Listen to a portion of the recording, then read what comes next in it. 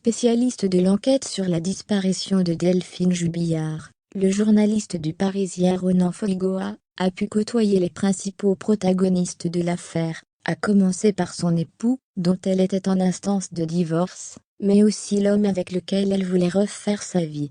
Dans le documentaire de RMC Story, qui s'appuie sur le travail de ce grand reporter, on en sait plus sur la personnalité du confident de Montauban. L'affaire Jubillard continue de garder ses secrets, 15 mois depuis les débuts de l'affaire en décembre 2020.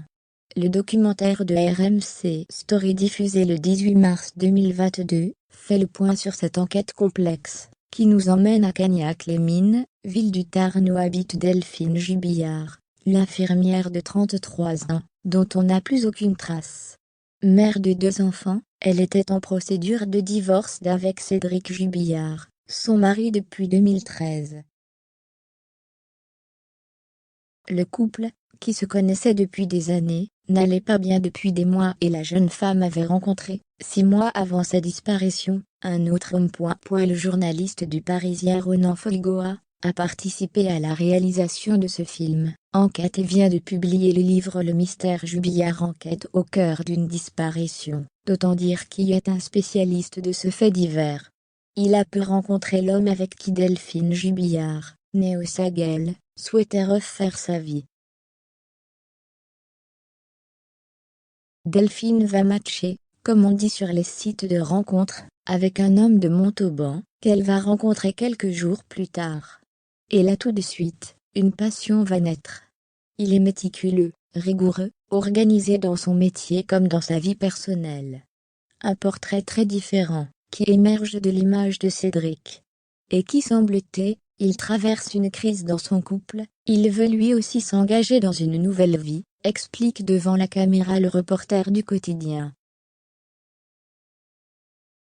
Delphine Jubillard était restée discrète à propos de celui qui était surnommé le confident de Montauban.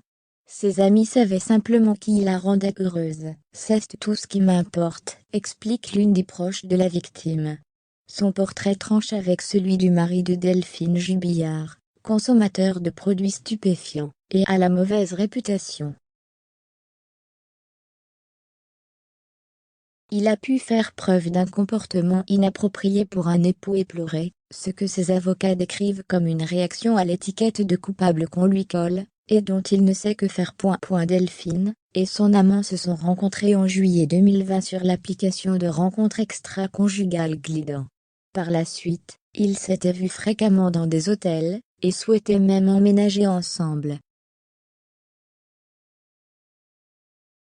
De son côté, la femme de l'amant de Delphine avait d'abord pensé qu'ils étaient amis jusqu'au jour où elle est tombée sur un message de l'infirmière avec un cœur.